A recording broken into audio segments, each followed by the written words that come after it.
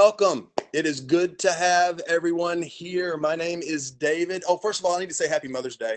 So happy Mother's Day to everyone watching. It is good to have you join us at this Mother's Day discussion panel that we've decided to put together as a resource for you. Let me introduce myself. My name is David. I am the campus pastor at Eastmont, which is a campus church of First Baptist Kettering over in Riverside. I am not a mother, but I am going to be the host. I'm going to try my very best to be a good host today. So it is great to have these ladies with us as well. I want to go around the horn here and just introduce every one of you. So let me just ask you ladies to do this, okay? Wave at us whenever I call your name. First of all, I would like to introduce everyone to Aileen Johnson.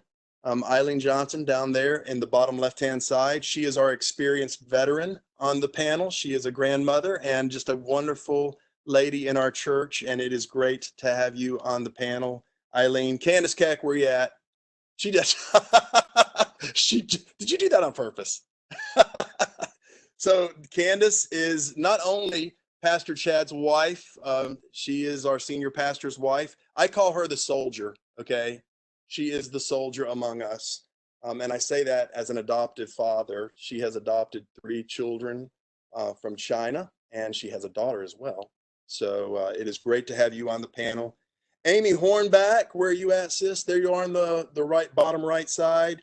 She is the youngest mother on our panel, and she also happens to be the children's ministry coordinator here at Eastmont. And I don't know what I would do without her here. And her husband, Daryl Hornbeck, who is our student ministry coordinator. So we thank the Lord for them and their 2 children. So it's here. And also, Lord Thomas, great to have you on our panel as well. And you are representing all the single moms out there in the world that are watching this resource, this video today. So thank you for being a part of this panel and for participating. It is great to have you on here. And Sheila Wevin, where you at? Okay, I love this. Okay, she is what I refer to as the busy mom. And I had to tell the other ladies, they're like smiling. You're all busy. What mother is not busy? But see, I've worked with Sheila for 5 years. And for those who know Sheila, she's all over the place. As a matter of fact, I've got a buddy, Kurt Lackey, who has an action figure. He carries around action figures that represent each person who's in his life. After meeting Sheila, he actually got a Wonder Woman action figure to represent Sheila. So we love you, Sheila, and thank you for being a part of this panel. Also, she has 3 daughters, by the way, and they are represented behind her on the display, which I think one of your daughters did that, right? One of your daughters did that? Yes. So, Julie, with us, thank you so much for being a part. She is our discerning mother. She is I refer to her as the resourceful mother. You have just got so many resources, and man, I have thoroughly enjoyed getting to know you these past 5 years since coming to FBC Kettering. So it is great to have you on our panel. And listen, every one of you, as you begin to speak and answer some of the questions, I hope you can just tell us a little bit about your stories. Tell us about what God has done and what's unique about your stories. And so that being said, we're going to go ahead and get started. Our goal is to produce content that is both encouraging and inspirational to everyone, to anyone who's watching. And that's what our goal is with this panel discussion today. It's just to be a blessing, not just to mothers, but to everyone who is watching. So I already told these moms earlier in an email, we didn't put you on this panel because you're perfect, right? we put you on this panel because we feel like unique and life experience that you can bring to the conversation. So we're excited about that. Now, I'm going to shut up. I've taken enough time. But in the sermon that I preached for Mother's Day, we covered 3 topics. Really 3 different words were highlighted. The honor, the way Jesus interacted with Mary is what we were talking about, his mother. And of course, the way Jesus treated his mothers, the way we should treat our mothers, right? But also the way Jesus treated his mother is the way we should treat our neighbors, right? Mary was more than just She wasn't just the mother of the Messiah. She wasn't just the mother of God in the flesh. She also was created in the image of God, and she's a recipient of grace like we are. So the way we love our mothers is the way we love our neighbors. So the three things that we highlighted, Jesus and Mary's relationship, as we looked at the way they interacted with each other, is, as a 12-year-old boy, we saw honor and respect for his mother. If you remember that. We also talked about service, the way he served at that wedding feast. Do you remember? You remember the wedding, the way Mary came up to him and said, problem, right? We got a problem. Help us out. And he served, even though it wasn't time, even though his hour had not yet come. He served, right? Selflessly. And then finally, compassion. On the cross, he looked at Mary and said, "Behold your son," looking at John. And looking at John, he said, "Behold your mother." He wanted to make sure his mom was being taken care of as he's hanging on the cross. And I know we can talk a lot about compassion. So with that, let's start with that first word, honor. What are, and I'll direct this question to Candace, okay? Candace and Lori, you guys feel free to chime in. Candace, we'll start with you if that's okay. What are some ways that you've tried to honor your own mothers or your mother-in-laws, okay? And let's just start there. What are some ways that you have honored others? Well, I have a great mom. I'm one of three daughters, and I feel like I carry a lot of the burden because I am the favorite child of my parents. No, I'm just kidding. Um, I'll tell you, my mom lived out honoring her mom and other women. I can look back probably about my age. Her mom was in her mid 70s, and I remember her listening to my great aunt and my grandmother. They would literally tell the same stories over and over. And then she would take them and do these weird things they like to do. They like to drive by cemeteries and read the gravestones of long, past relatives. I'm thinking this is so weird. She would call her every day at the same time. Wherever she wanted to go eat, she esteemed her. And so I remember just talking to her about that. And she said, one day that's going to be us, hopefully. And it's just my way of honoring her. I'll listen to her story 1,000 times. It's okay. Why not let her tell it 1,000 times? I'll let her tell me how to drive still. Oh, don't pull out too fast or you're going too fast. I will take them on these trips that right now I think, oh, this isn't the greatest, but to them it means a lot and it is kind of fun. And so I thought it really is all about, and I think y'all were talking about loving your neighbor as yourself, just really being a little selfless. And in the midst, you really do create great memories, funny memories. I will talk to my sisters even today about getting my mother on a Zoom call and how fun that was. Now, we don't let our mother see that. I hope she doesn't ever watch this. But we're like, oh, she's never going to get on this Zoom call. We're telling her to push this button or that button, but it's all going to be our turn. And the way that I saw my mom honor her mom was just respect, not really making fun of her unless it was in good fun with her, doing a lot of things that she wanted to do, letting her have the turn to be the big dog. You know what I mean? And Mm-hmm. that's just, and it's not even hard. That's the thing. It's not even really that hard to do these So if things. she is watching, I was going to say this, that there was a panel, and I don't know if it shows up on the recording, that was right over your face half the time you were just talking. So let her know that Pastor Dave also is horrible with technology, and your husband's going to mock me for that. Okay. So I'm not going to redo Yeah. this panel over. We're not going to start over, but over your face, there was a big record. I didn't know how to get it off until Oh, just now. I just got you're it off. So making it look really good. everybody can see who you are now, at least. So you love that. So anyway, I appreciate that. That is so good, and it's so true. Um, just especially toward our own mothers. Let me kind of shift gears now to the way your children, and perhaps Laura, you could chime in for this. The way your children have honored you.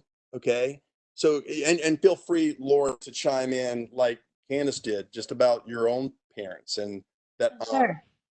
Sure. Well, I'd sort of like to start with my relationship with my mom. She's since gone to heaven, and I cherish the memories that I had with my mom.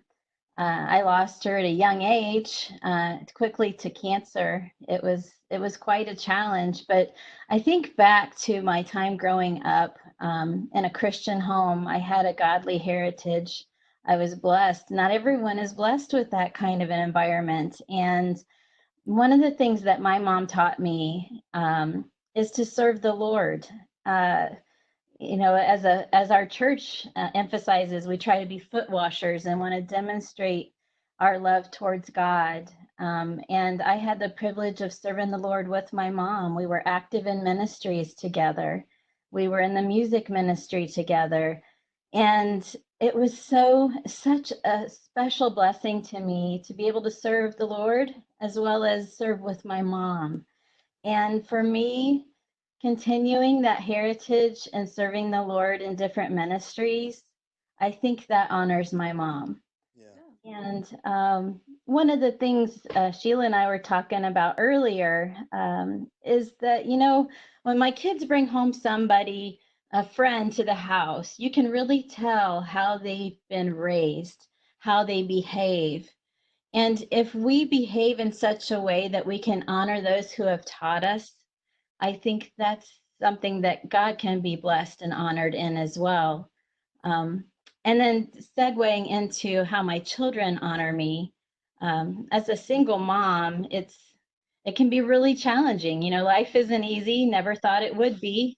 Sometimes I'm the mommy and the dad, but um, I have two lovely daughters at different ages. They're older. One's in college, one's in high school. But for me, for them to honor me is when they make right decisions, when they have good friends, when they're active in church, when they actually take the time to listen to me and be sensitive when I have a need, just giving me some attention. It's not about monetary things in life that are valued for mothers. It's those sentimental things that make us feel valued as mothers. Mhm. I talk in the sermon about just the way Jesus spoke to his mother, even as a 12-year-old boy. I mean, you think about, some people saw it as snarky. I think I even used the word snarky in my message. It's like when he, didn't you know I'll be about my father's business in my father's house, right? And I said I don't think it was snarky at all. I think we're talking about the king of the universe, Mhm. even as a Right. 12-year-old boy, humbly honoring his parents by just saying, hey, it was almost like a teaching opportunity. Mhm. Really, I think he was honoring them. And actually, the word submit is used in that text. So anybody feel free to chime in on this. How have your I would children? like to chime in on this troublesome passage because you know how you look through, as a mother, I don't look through the same lens as I used to before I was married and had kids. So, but even back then, when it said, "Well, didn't you know that I would be about my father's business, or I'd be in my father's house?" I still was always like, "That's weird," and I would say the word snarky. I don't know. That's how my mind reads it. But you go down two more verses, and this goes along with how I would like how my children that are not old enough to have jobs or anything like that make me feel honored. It is the word obedience. And in like verse 51, I was reading NIV, it said, and then he went with them and was obedient. So not only am I going to read that passage to my children tonight, but I really thought if Jesus, God in the flesh, went with his parents and was obedient, that's not an accident that was put in there. That is a life lesson. And so when I was thinking how I would want my own kids, it is that obedience. Even in times when my children may not agree with me, they still know that mom and dad are going to get the final answer, that we are going to be obedient to our parents. And we do say, we love you, we want the best for you, and we believe. And I really am starting to see signs that my kids, not all the time, but might believe that a little bit. Because at almost Yeah. 50, I believe that about my parents. Yes, I'm so glad you brought that up because I didn't talk as much about obedience, but even as a 30-year-old, and we haven't gotten to service yet at the wedding feast, he was obedient, right? She said, "Hey, I need your help," and he did it. And so that's interesting. Julia, what you got? Yeah, I'll just chime in on that as well, with the kids. And like Candace was talking about how he went with her, and Jesus went with his mom and dad and was obedient. And so, even like during this COVID-19 crisis, I have an 18-year-old daughter who is missing out on a lot of things. She's missing out on her graduation. She missed out on her formal senior prom. She missed out on a lot of awards banquets and different things. And we have Jack at home who has increased health risk. He's my 13-year-old son. And so we have really closed down as a family. And instead of Emma being resentful and instead of Emma being just mad about it and angry and shutting herself in a room, she has honored me by taking on responsibility that isn't hers, by being so gracious about us saying, no, you really can't do that. No, you can't see your boyfriend. No, you can't go out with your friends. And she took responsibility that wasn't hers, and she did it willingly, and she sought it out, right? She didn't just wait for me to cry and, hiss and moan. It was she sought it out and jumped in, and she's been amazing. And that honored me, and it was like a glimpse of God's glory in her life. So that was a precious time for me. Thank you for sharing that. And we have thought about her and all the other graduates who have missed out on so much. But man, when they do something like that, when our children do something like that, what a blessing it is. I saw a hand on the other side of this. Aileen, yes. Well, when you talk about how our children honor us now in our lives, um, I just don't know what I would do if our son Richard was not here right now, because he has been such a help. Do you mind telling everybody what you guys are going through right now?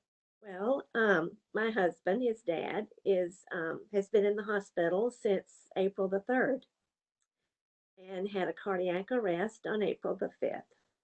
But Richard had come even before that for two reasons. I mean, the blessing of the virus is that jobs quit and New York was shut down, but Richard got here before New York really shut down.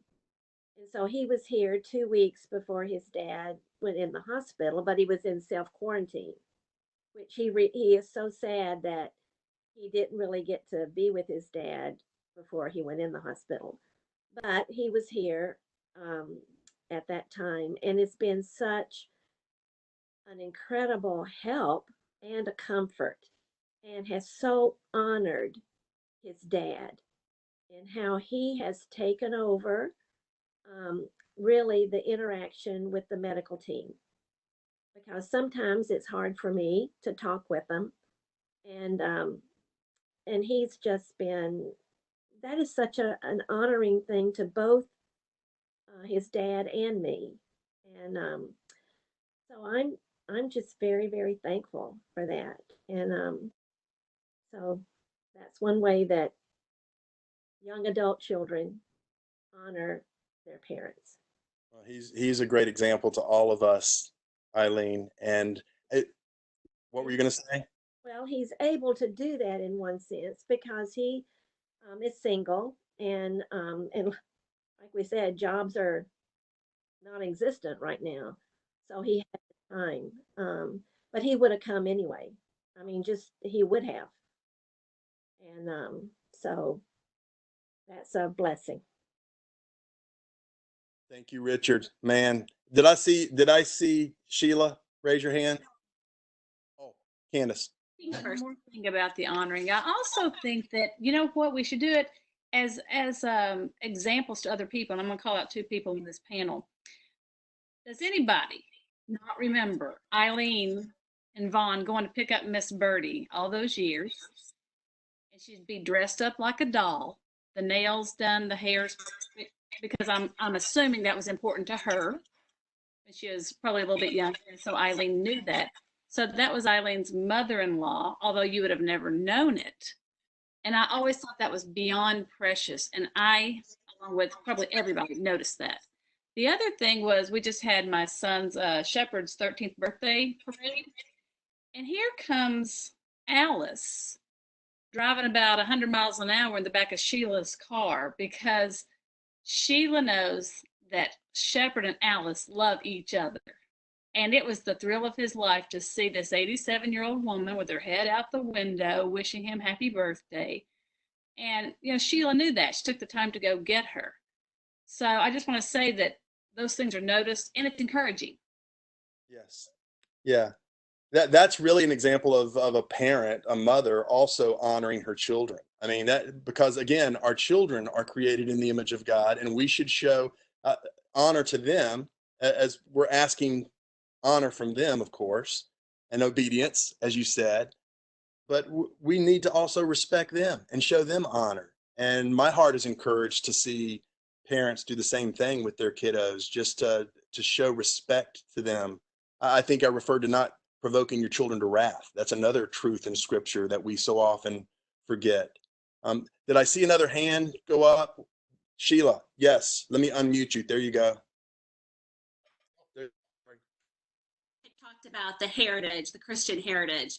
And I was at church one time when one of our church members passed away, and Jim Gifford was preaching the funeral, and I was out in the foyer getting things ready, and he said something that just stopped me in my tracks. And he was talking about the lady that passed away, talking about her children and her grandchildren. And he said, not many people can say this, but I can say this about my sister, that all of her children and all of her grandchildren not only know the Lord as their personal Savior, are walking with Him, but are serving in the church. And I just thought, there's no other honor as a parent, but to the Lord also. So I just remember, and I called Jim today because I was like, I want to get this right. Didn't you? Is this what you said? And he said, it is. And he actually said, I'm not sure. He named that touched my heart, because I think because I was like, say how your kids honor you. For my mom also, and it's for me as a mom. Yeah. So real quick before we move on to the next subject, the subject of honor, I think of the word respect. When I think of honor, I think of respect. We also think of obedience. We think of submission. That's another word, another translation uses the word submission when he followed them back to Nazareth. But there's a lot in our culture today. We're not going to name names. We're not going to talk politics. It just seems like there's always an accusation being made toward men about disrespecting women and the way men are supposed to respect and honor and treat women. So I know, Sheila, you've got 3 daughters I mentioned that are beautifully displayed behind you. They actually do. So, and all of you do. I think every single one of you, well, Aileen, I don't know if you do, right? But I know you got Hadley, Candace. Talk to us about this real quick before we move on to service. I mean, if there's a young man watching this video, okay, I'm not a mother, how should they treat? I mean, let's hear some of you talk about that. Yes, Julia. When I think about that, and we do live in a crazy world right now, crazy on both ends of the spectrum. And so when I talk to Emma about what to look for, and she's dating and thinking about, life way, way far into the future, of course, find someone that loves Jesus, right? Loves Jesus deeply, and just with mouth, but also in deed. But also, I want my daughter to feel cherished. I want her to feel like she is like a precious, precious thing to him, and I want her treated as such. I don't know if that makes sense, but that's what I think of when I think of respect. I think of just something that's cherished, that you want no damage to come to, a protector. I remember at my wedding, when Dennis and I got married all those years ago, one of the things that Pastor said to us as we were getting married is always be the other person's champion. Don't let anybody say a negative word about your spouse, and don't you say a negative word about them either. You always show them respect and you honor them in that way. Be their champion, and that always stuck with me. That's rich. That's good. Lori, you were going to say something. Yeah, I was going to say that I've always believed that people have to earn respect. So the way women present themselves, regardless of their age. I'm a single mom. I'm at that dating age. Dating nowadays is very hard, and it's hard to find somebody that will respect you and cherish you. But I think God will honor that if you represent yourself well and you're in the right environment, having the right friends, the right associates, being in the right place, doing that which is right and good, that demands respect in itself. That's good. That's good. Well, let's transition over to service. And I know we've already heard a little bit from Aileen and Sheila, but let's start with you guys, okay? Over here on the left. Service. I'm sure most of you ladies are familiar with the 5 love languages by Gary Chapman. And one of those love languages is my wife's primary love language is acts of service, okay? And so I want to kind of hear you guys chime in on that. First of all, I mean, would either of you two, Sheila, let's start with you. Would you say, okay, that's my love language, and if so, how do you like it spoken? Well, it's funny. I had this conversation with my husband and said, "What's my love language?" And he said, "Words of affirmation." I said, "No, it's not." And he said, "Yes, it is." And then the kids came in and I said, "What's my love language?" And they said, "Acts of service." So we were talking that when my kids were little, it wasn't. So somewhere along the way, the floor needed vacuumed and it was. So now it definitely is. And if you ask the people I work with, they would definitely say it's act of service. I'm like, you can say sweet things all day, but can you please just move that box? So I think they all know that for me. So, but when vacuum the floor or clean the windows. Yeah. Yes, don't tell me sweet things, just do something. Yep. So, but when I think of how do I feel when I'm served, I think of again when my kids were little and people would bring me meals and my husband would say, "Why do you always have to nurse the baby when someone brings us a meal?" And I'm like, I'm embarrassed, but I'm all things food. I mean, that's the way we're gonna celebrate with food. We're gonna cry over chocolate cake. It's like that's just always so easy to me. So, so yeah, I'm just like, oh, I don't know. I love to take it. I just didn't. But now, again, I think age does something. I'm okay. You can bring me dinner. I'll feel loved. So, Before we move to Aileen to talk about a little, I want you to put a little bit of meat on the bones about what Richard has done, practical ways he has served you. Okay, and I know there's a lot of when you parents, as you said earlier, you honor your parents, you're gonna, right? But before we go to that, and I want you to be thinking about that answer, Aileen. Sheila, let's stay real quickly. I mean, we've served a lot of people. Our church, in partnership with Shoes for the Shoeless, other churches have partnered with Shoes for the Shoeless. What about that brings joy to you? Because when you're serving people in our community, you're just, I mean, you light up a room. I mean, I knew this was your love language. I'm one of those people that would say, yes, it's your love language. So just kind of speak to that a little bit before we move on to Aileen. well, I think I'll start with when I was a child, I was raised in a little town and that's what I saw. That's the example my mom, that's the example my parents gave me. I honestly just thought everyone did that. That's just what you did.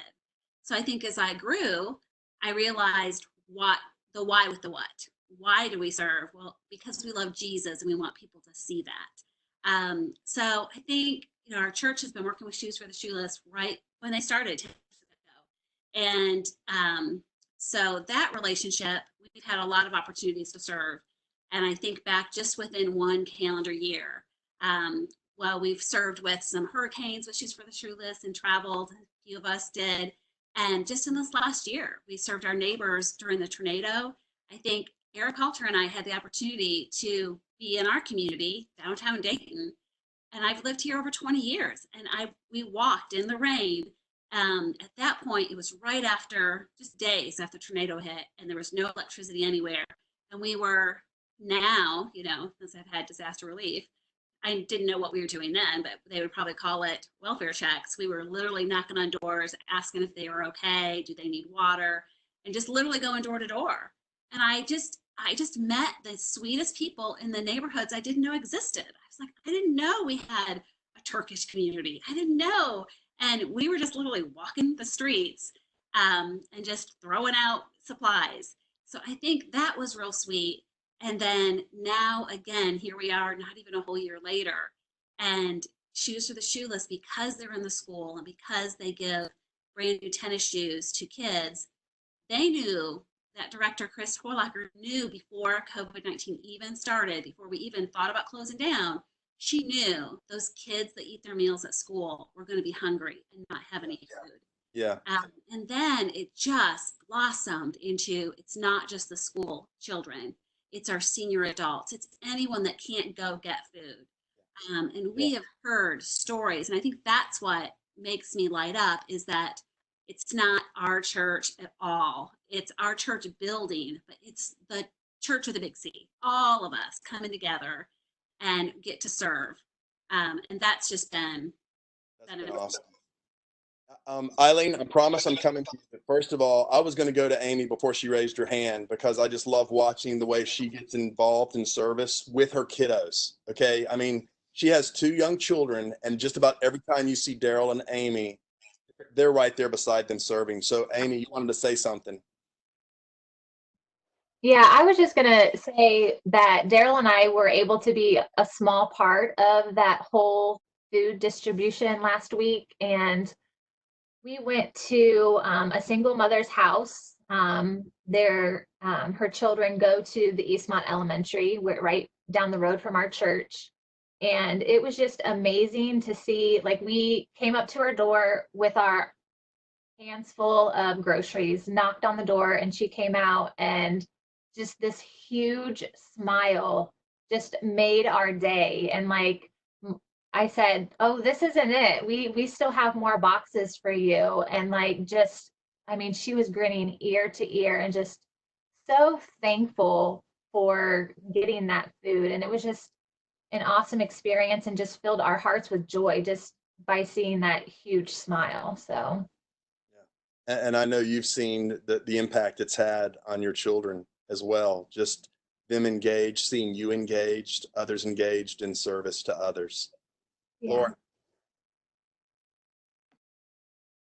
I was just going to say, when this first hit with COVID-19, I lost my job. And within a day after that happening, the church delivered groceries to my front door. And I was just so overwhelmed with that blessing. There was so much food there just for the 3 of us, that God laid it on my heart to share it with my neighbors. And I was able to testify of the service that our church and Shoes for the Shoeless was doing in the community just by sharing. And it made me feel like that I was helping spread the love of Jesus.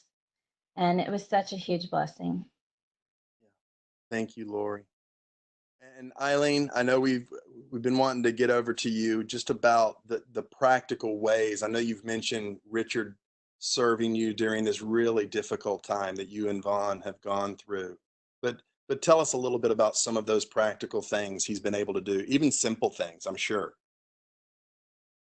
Well, really, Richard, being a helper, has been his whole life, because when he was a preschooler, Vaughn was in Southeast Asia, and our second son was born, and Richard was just very protective of his little brother, and was such a help then, and it just, as he grew, he was always, I would say his gift is serving and being a helper. And so now it just, he takes the initiative to do whatever needs to be done. And a lot of projects that around the house. And he, this past weekend, he cleaned the garage for his dad. And Vaughn's just not gonna, because Vaughn always did that in the spring. And so Richard got it done for his dad. And as soon as Vaughn can FaceTime, I'm going to take the iPad out there and show him what the garage looks like. And he's just going to be tickled to death. And Richard's got some projects for the yard he wants to do um, before his dad comes home, which we have no idea at this point when that'll be. Because he just sitting up on the side of the bed, it takes great effort right now for his dad. So but we've cleaned out closets, we've organized the laundry room, just different things that needed to be done. He cleaned the screened in porch for me, so it just being a friend. It's great to be at a stage in life where your children are your friends. That's great. You're no longer disciplining or really sometimes they're counseling you more than you're counseling them. And so that's just today we had to take the car in and he was talking to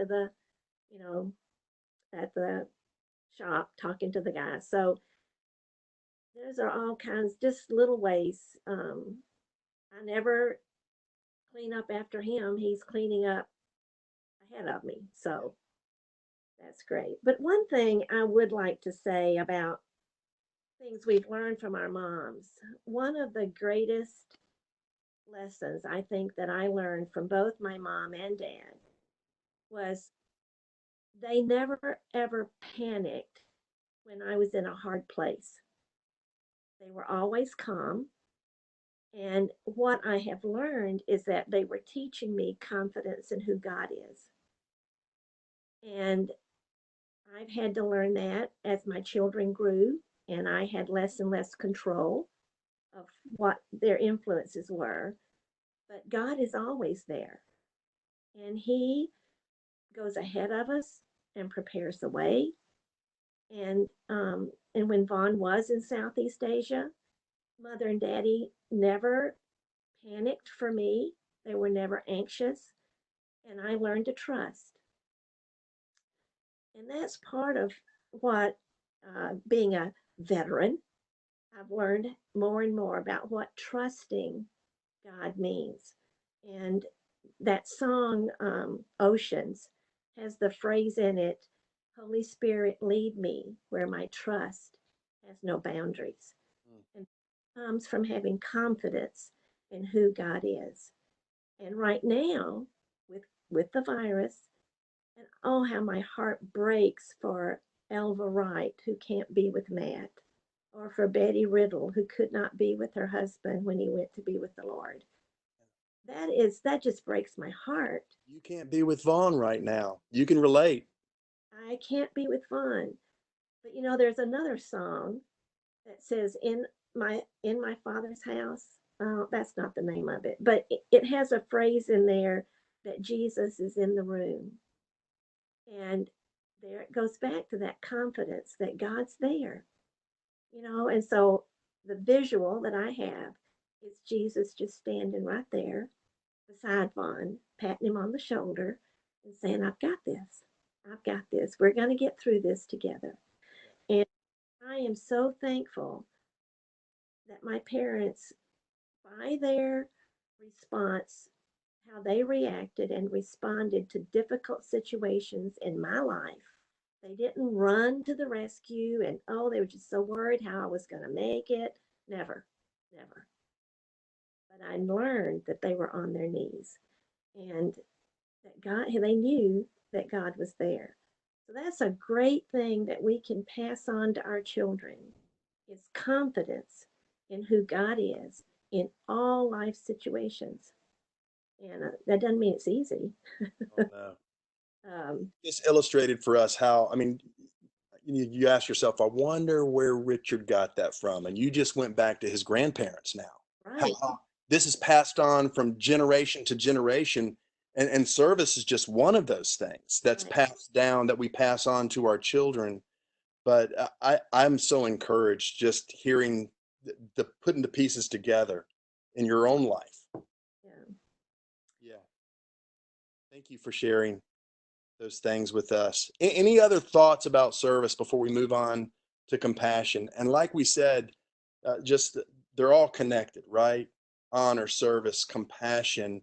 You usually, when you're compassionate about someone, or you're passionate about something, you're gonna serve them, right? You're going to serve people. So let's talk a little bit about that now, and we'll start with Amy. We'll start with you, and maybe move to Julia. But showing compassion, sometimes it can be really hard, especially when we're serving people that maybe they're hard to serve, right? They push buttons. And I know in ministry, it's really tough to do that sometimes. And just about every single one of you have been engaged in a part of ministry.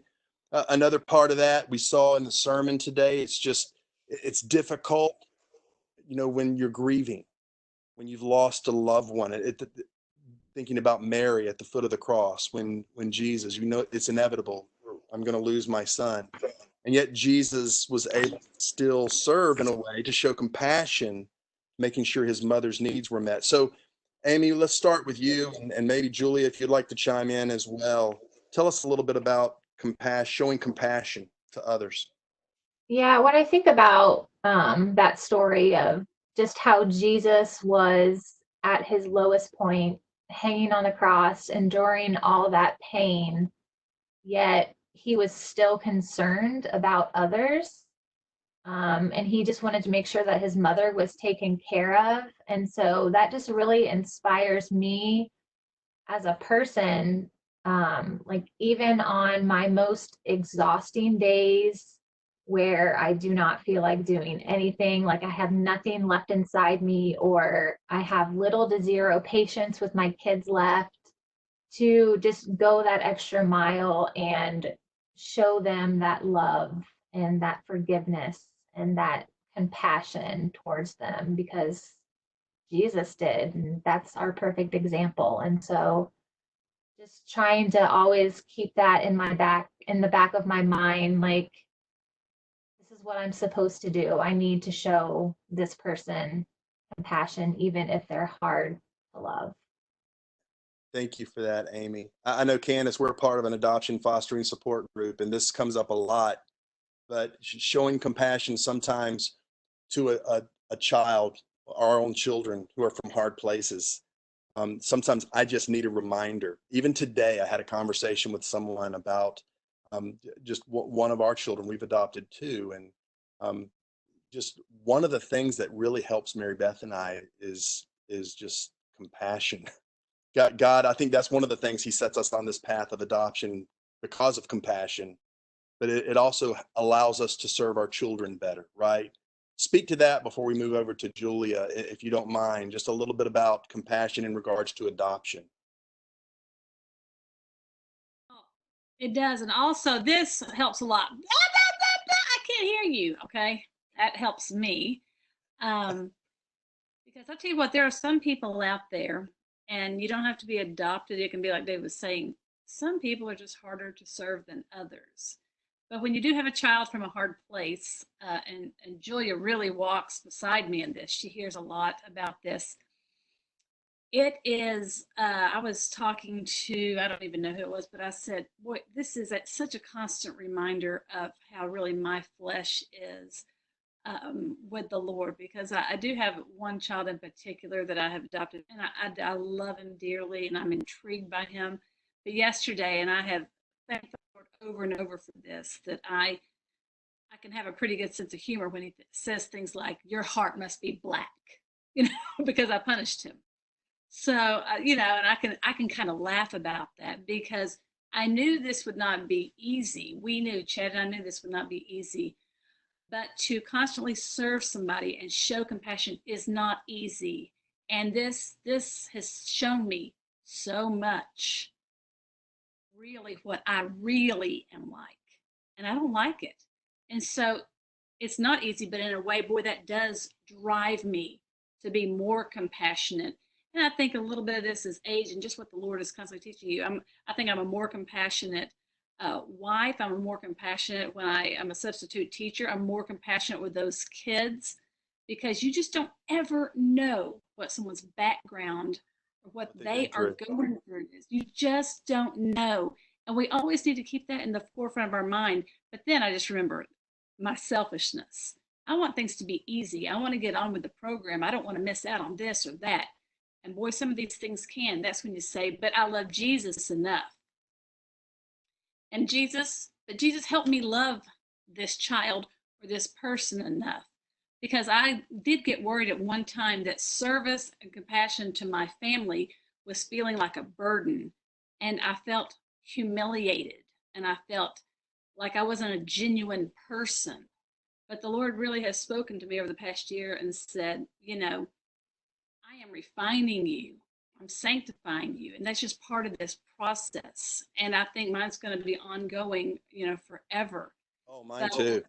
Oh, compassion is very difficult. I'm talking about Julia's driving, compassion for other drivers. Sorry, Julia, or me with my children, or whatever it may be. It's just a hard pill to swallow. It is. Yeah. And we're reminded of the compassion that our Heavenly Father has for us as his adopted children, right? We were spiritually adopted by a compassionate Father who knows our junk and loves us anyway. Right? And I did want to say something in particular about adoption. I even wrote it down because I do feel like it's very important, whether you are a stepmother,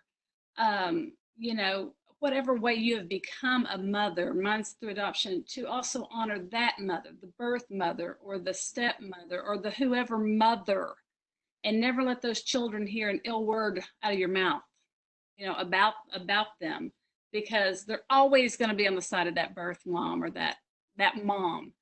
That's just how it is. But to honor that mom, no matter how hard it can be, try to make it a part of, whatever. Yes. Thank you for that, Julia. And then we'll go to Lori. And if anybody else wants to chime in on the subject of compassion, you can. We'll end there. We're hitting the 40-minute mark. But go ahead, Julia. Talk to us a little bit about compassion. Yeah. And I so agree with what everyone said, especially about my driving and not showing compassion to other drivers. Candace, thank you for calling me out, but I'll own it. Because compassion is tough, right? At my core, in my flesh, I think selfishness is something that I have fought my whole entire life, right? Because the world, naturally, I want it to revolve around me, and it just doesn't. And so, as I've grown in Christ, and over the years, I know Philippians chapter 2 has always made such a huge impression on me. And just talking about Christ, about where, they're talking in there, and he says, do nothing out of selfish ambition or vain conceit, but in humility, consider others before yourself, or something to that effect. That's not exactly right. But then it goes on and it talks about how Christ made himself nothing to serve others. And so that's always driven me for the past several years, especially. I've really prayed for compassion. I've really prayed for Christ's humility and allowed him to work through me, and to just sift out that selfishness that I have in me, and open up my heart to love others. And like Amy mentioned earlier, with Christ suffering on the cross, right? He is suffering. He has just gone through the worst pain imaginable, right? He is as near to death as you can be. No painkillers, nothing. People he's disgraced, from a humanity standpoint, and he is just going through everything, right? But yet, even in his own suffering, right, he looks down on his mom and makes sure his mom is taken care of, right? Who does that? Who does that? Jesus does that. And so, like Candace said earlier, I think about that, right? I think about that. Do I love Jesus enough to love this person that's hurt me? Do I love Jesus enough, even though my wounds are deep and the scars are there and they hurt from time to time, moment to moment, day to day? Do I love Jesus enough to go ahead and show compassion on this person? We know that, hurt people, right? And so just always keeping that. I think prayer, it's got to start on your knees, but prayer is a huge part of that for me. And so, I don't know. Compassion, that's a hard one. It's a hard one sometimes, but you do it because you love this. Yes. And I feel like we've come full circle, because we started by talking about Emma, her response to the quarantine, not being able to graduate, not being able to go to prom. And I know we were thinking about honoring her family during this time. You were you were giving, just giving her a compliment, but it also has a lot to do with compassion, showing compassion during these difficult times. It's very, very hard. But what an example that is to Jack, to the rest of your family, to us, to those of us watching. So thank you for sharing that. Lori, you had something you were going to share on the subject of compassion. Right. Well, I'm sure we've all heard this phrase. It says, be kinder than necessary because somebody's going through a battle that you don't understand. I see those as opportunities. I've dealt with difficult people in my lifetime. I'm sure we all have. But those are the chances where we need to objectively think about that they may be going through something that we don't understand. And that would be a chance for us to be compassionate towards them, to pray for them, to try to be an encouragement to them. And then I just wanted to just point out that the scripture says in Jude, it talks about, and some having compassion and making a difference. So if we have that opportunity to make a difference in someone else's life, we definitely should do that. Yeah.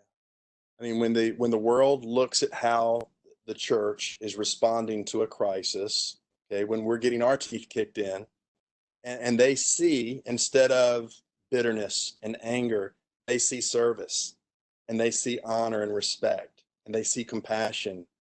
Perhaps that's an opportunity for us to be able to talk about Jesus and the example that he gives us. So that is so rich. That's so good. Is there anything else on any one of these? Yes, Sheila.